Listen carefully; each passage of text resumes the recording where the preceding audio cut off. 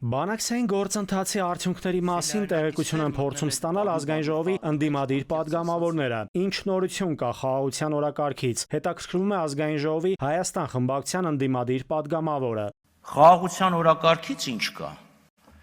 Կա ինչ-որ բան։ Բովանդակային պատասխան ըստ էության պատգամավորը չստացավ, նորություն չլսեց, իսկ քաղաքագիտական համայնքից հարցնում են. բանակցային գործընթացը Հայաստանի եւ Ադրբեջանի միջև դանդաղում է, թե Ադրբեջանը շարունակում է Հայաստանի հետ նախապայմանների լեզվով խոսել։ Հռետորական հարցը քաղաքագետը կոնկրետացնում է. լավ, եթե երկու երկրների միջև խաղաղության պայմանագրի 17 կետերի շուրջ համաձայնություն կա, ինչու խաղաղության պայմանագիրը չի ստորագրվում։ Այստեղ կա նաև կառավարության կողմից օբյեկտիվ բացատրություն, որ ադրբեջանական կողմի հետ կա ջենտլմենական համաձայնություն չհանրայնացնել այդ կետերը, մինչև այն չկնքվի։ Ոչ պաշտոնական ելույթներում կամ հայտարարություններում կարելի է կռահել, թե 17 կետի մեջ ինչ կա, բայց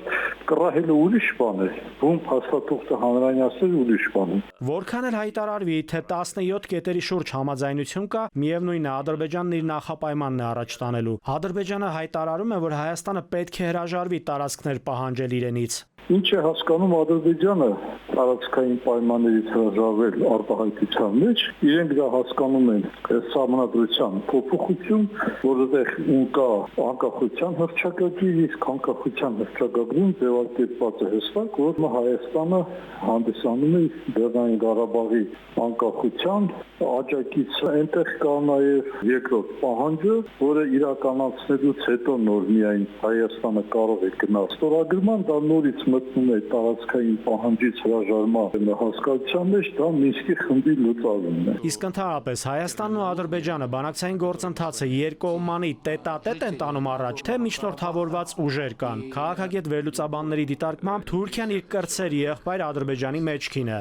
Ադրբեջանի կողմից ես չգիտեմ, իհարկե կարող է լատենտ թաքուն այդ բանակցային քննարկումները գնում են, երբ ստորագրել, ինչ ստորագրել, ինչպես ստորագրել, ես ենթադրելի է, որ դա անպայման այդպես է, որտեղ երկու պետություններ այսօր ինտեգրացված են ռազմաքաղաքական առումով, բայց Հայաստանի կողմում ովքեր են, մի փոքր դժվարանում եմ ասել։ Հայաստանը միայնակ չէ այս բանակցություններում։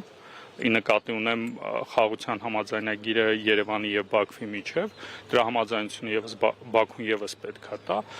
եւ ընդհանուր առմամբ, քանի որ վերջին շրջանում բանակցությունների հիմնականում երկկողմ են ընթանում եւ մենք տեսնում ենք երկկողմ բանակցություններում արդյունավետություն, մենք շարունակում ենք երկկողմ աշխատել։ Ըստ քաղաքագետի մյուս կողմից Եվրամիությունն ու Ռուսաստանը այնպիսի լուրջ խնդիրների մեջ են հայտնվել, որ հայ-ադրբեջանական պայմանագիրը նրանց համար երկրորդական նշանակություն ունի։ Դա համար մենք հստակ չենք տեսնում ոչ ռուսական խիստ դիրքորոշումը պայմանագիրը կնքել չկնքելու եւ ինչ տեքստով կնքելու հարցում, ոչ էլ ես տեսնում եմ եվրոպական լիդերների հայտարարություն եւ դիրքորոշումները։ Հայ-ադրբեջանական կոնֆլիկտային հարաբերությունների վերջակետը կդրվի այն ժամանակ, երբ որ Ռուսաստանն ազատվի ուկրաինական ճակատից եւ նոր հայացքով դիտարկի հետխորհրդային տարածության նախկին եւ ներկա դաշնակից պետություններին։